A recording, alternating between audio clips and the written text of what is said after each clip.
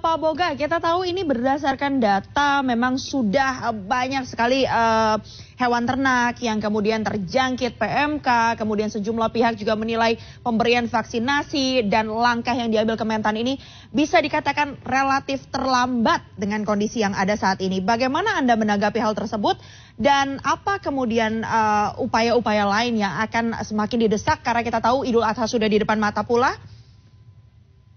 Sebetulnya tidak terlambat ya. Jadi pertama kali kasus ini ditemukan pada akhir Mei, kami langsung mengambil sampel dari virus yang menyerang pada ternak kita. Kemudian pada awal bulan Juni, jadi 1-2 hari setelah Idul Fitri, kami pada tanggal 9 menetapkan status wabah PMK.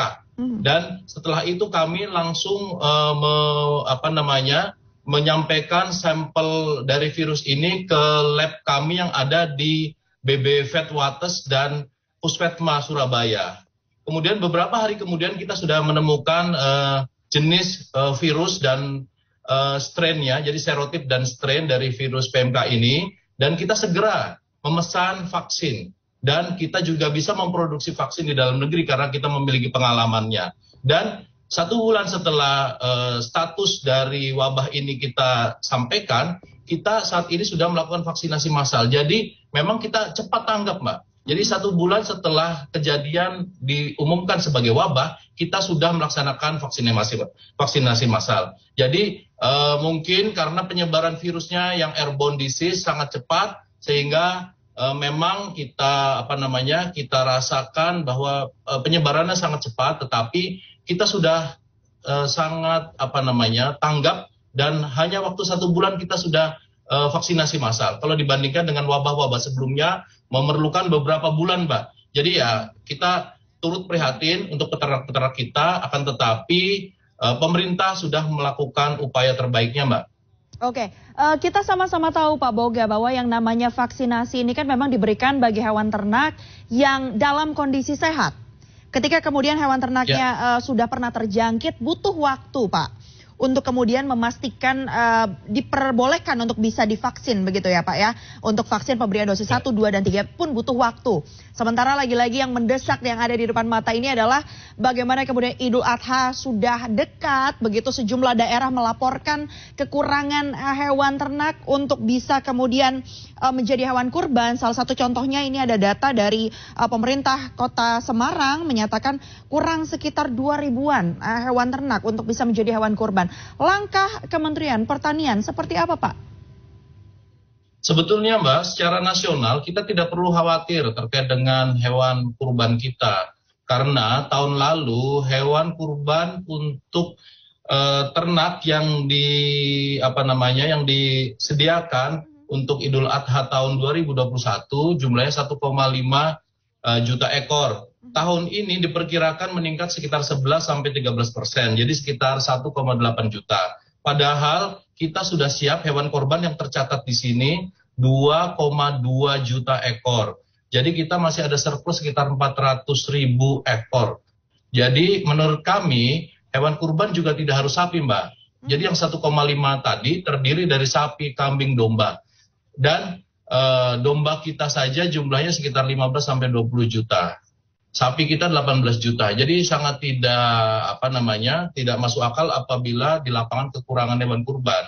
Tentu kita harus memperhatikan bahwa kita memiliki daerah-daerah yang hijau juga yang belum terkena wabah.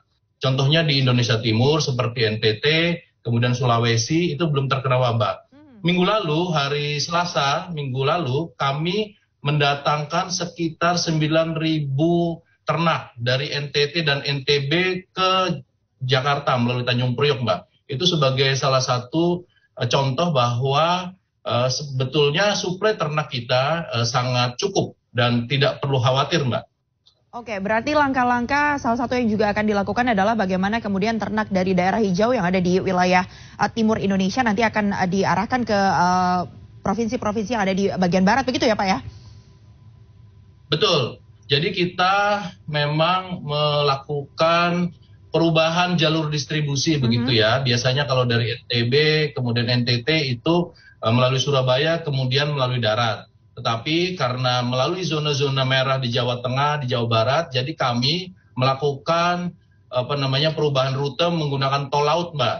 Jadi dari NTT NTB beberapa waktu yang lalu menggunakan kapal tol laut langsung tiba di Pelabuhan Tanjung Priok, dan itu bisa menghindari penyebaran virus, serta kita menjamin bahwa hewan ternak yang digunakan untuk kurban tetap sehat. Oke, dengan target 3 juta dosis vaksin yang akan diberikan kepada hewan ternak yang ada di Indonesia untuk bisa kemudian mencegah perluasan dari PMK ini ya Pak ya. Harapan akan adanya vaksin buatan dalam negeri juga diharapkan sejumlah pihak begitu. Dan itu juga terus dilakukan. Perkembangannya seperti apa Pak kalau vaksin dalam negeri?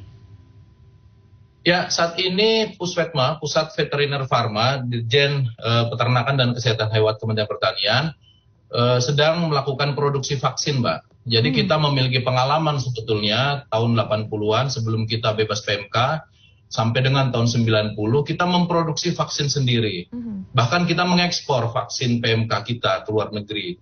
Kemudian karena kita tidak ada kasus lagi, kemudian kita berhenti memproduksi vaksin PMK.